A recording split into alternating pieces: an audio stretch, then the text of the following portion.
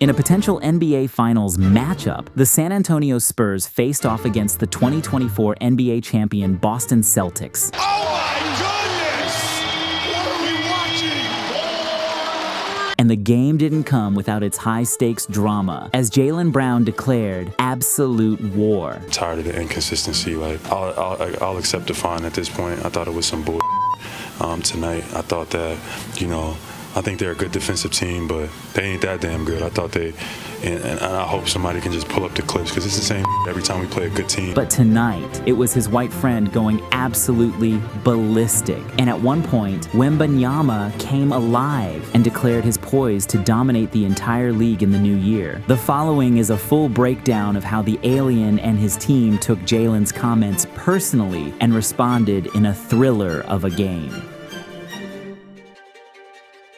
Before we talk about the game, quick warning. If you're still using a sportsbook, you're getting robbed. I'm serious. Delete that app. Here's why. Every sportsbook skims you. On a $100 position, they take around $9 just to let you play. That is theft in broad daylight, which is why I exclusively use the Polymarket app. It's not a sportsbook, it's a prediction market. You trade against other people, not a platform that hates when you win. Let me show you. The Spurs winning against the Wolves is at 43% right now. That feels low, so I'm buying in. And if momentum swings, I can sell instantly. No blocked cash outs, no penalties, and the fee, 1 cent. That's it. On a $100 position, sportsbooks pay about $500. Polymarket pays $750. And yes, it's legal in all 50 states. Polymarket's so confident you'll never go back, they're giving you $10 free. Use my link and code GOAT for exclusive early access and $10 free. Stop letting sportsbooks steal from you. The Spurs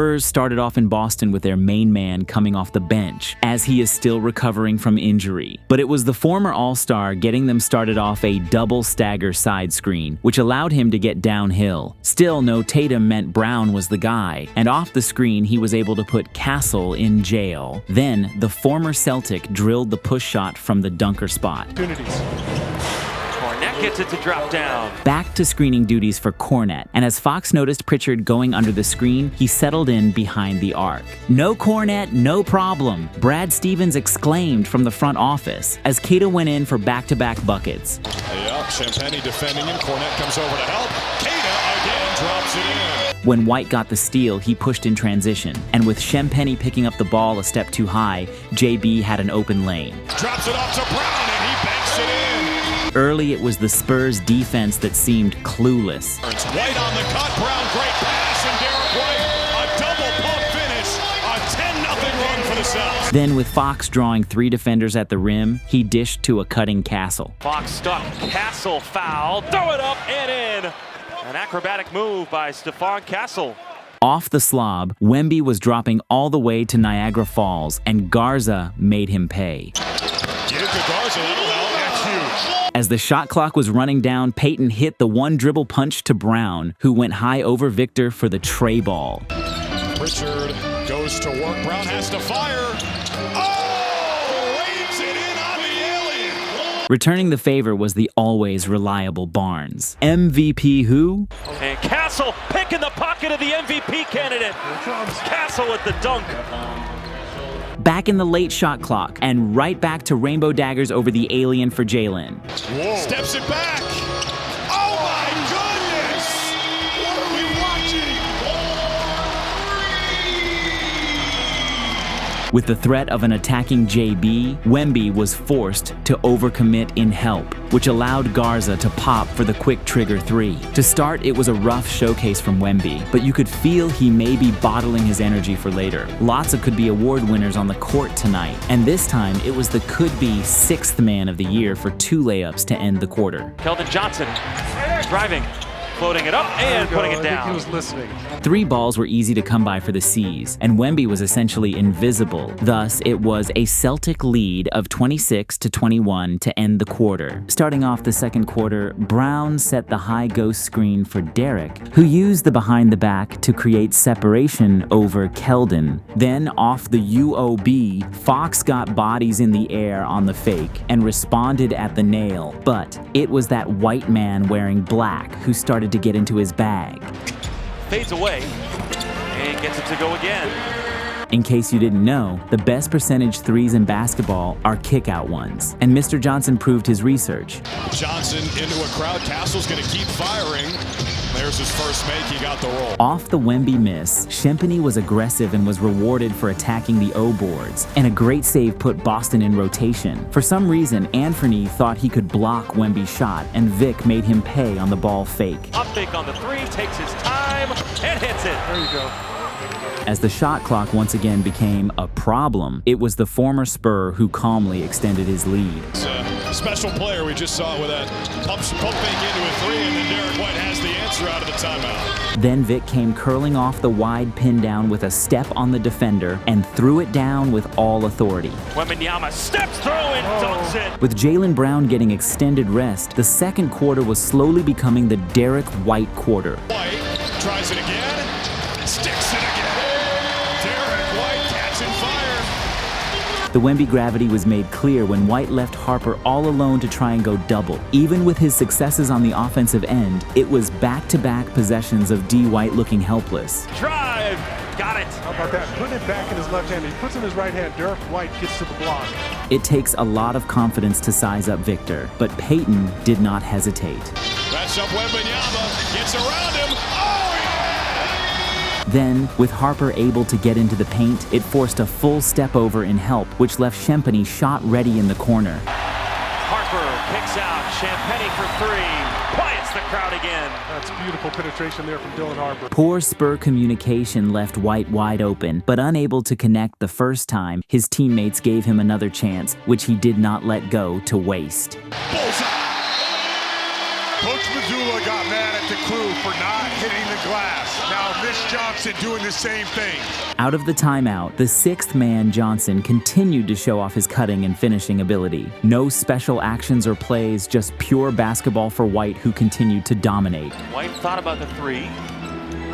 Drives. They got it again. Feeling very comfortable. Then it was back-to-back buckets for Fox to cut the lead back to 1. Nasty crossover. Fox again. Oh boy, that was absolutely filthy. A full head of steam coming right at Derek White. The top shelf defender just mixes them up. This time, Coach Mazzulla ran a chest action to get his MVP candidate open behind the arc. To finish the half, it was JC, who even after setting a franchise record for threes in a game, still plays with that special chip on his shoulders. 35 years. I want to say that pops. Champagny cleans up the mess. He did, by the way. Yeah. Fans in Boston nicknamed this quarter the Derek White offensive quarter, and he was a big part of the Celtics taking a 55-50 lead into halftime. Starting the second half, Fox snaked the cornet screen all the way to the nail. Fades away. And the drop-in works for his 12,000th career point. No difference from the first half to second, as White was still hot, hot, hot. For 8 from the floor. White same spot. This one's good. There was not a lot of offensive rhythm for either team to start the half, but JB does not need a rhythm to get a bucket. Castle's tough. Yeah, Brown looking for the call. Didn't get it, but made the shot. Fox saw what Brown was able to do in a quiet spell for his team and went right into replication mode. Anyone is a mismatch for Wemby, and Walsh was no different. He's going to have to play a game tomorrow night. That was an easy one. If it ain't broke, don't fix it, was written on the board for Coach Johnson. There he is, playing his third straight game off the bench. Fading away over Walsh, and hits it again. He's starting to feel it a little bit here inside the Garden. With Vic starting to heat up, it was key the Celtics got a bucket, and when White drew 2, it was a simple dump off to Luka. Stops, finds Luka. Garza just checked back in. He's back in the scoring column. The Wemby takeover was on both ends. As JB tried to create a highlight for the ages, the Eiffel Tower stood tall and strong. Dance on Champagny. Gets some space. Brown missed it. Wembanyama was right there. And for some reason, Simon saw what happened to Jaylen and said, I could do better. But Wemby simply reminded he could not. Continuing his own personal highlight run, Wemby ran the floor and Castle rewarded his big. Castle. Running the middle of the floor. Victor got it to go on the alley-oop, on the run. Nice pass from Steph Castle. Time and time again, Brown drew 2 off the Garza screen, and Garza popped behind the arc. Garza straight on. He is 3 for 4 from distance. During a film session, the Celtics coaches would call this great defense from Simons, but Harper responded with better offense. Harper, beautiful fake. Dylan Harper finds the touch. And with White's offense slowing down in this quarter, he still was finding ways to impact the game. White with the block on Fox. You could see it coming. With momentum up for grabs, Keldon idiotically threw a bounce pass along the arc, and Baylor took it the other way for the slam. Oh, yeah. Shireman jumped the passing lane. Harper in pursuit. Baylor, Shireman climbing the ladder.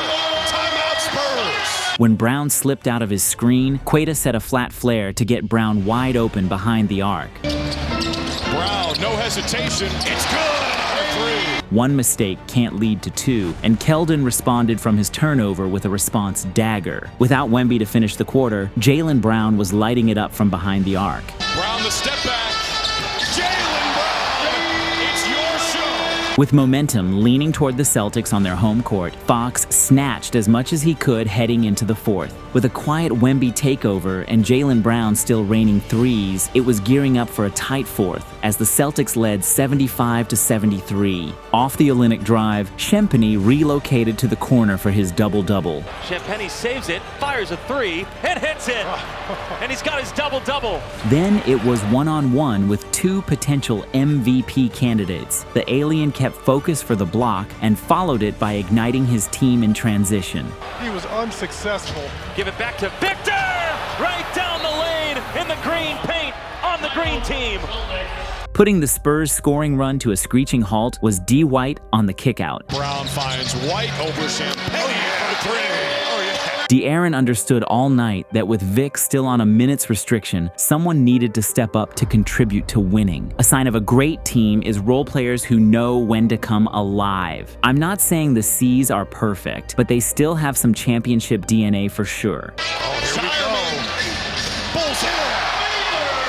White the spin. Has to get rid of it with Wemby there. Simons for 3. It was role player takeover, but this shot was created by over half the Celtics tagging Wemby on the roll. I'm a one-on-one, and so be it. Kelly Olynyk, the former Celtic, hits the 3. With it being a tie game, the Spurs were determined to not let Jaylen be the one to win the game, but he graciously gave it up to Shireman. Shireman, no dip 3. Cash! What a night for the fireman! Then, when Fox got held up on the screen, White went waltzing to the rim. Yeah, he is sucking wind right now, and White right through that open gate. The Spurs needed a timeout to regroup after going 3 minutes of game time with no scoring. Keldon Johnson is turning himself into a household name in Texas. And with his team down, he wanted the moment, putting his head down and attacking the paint. 5 minutes to play. Johnson challenging Queta. He cleans it up, and he's fouled.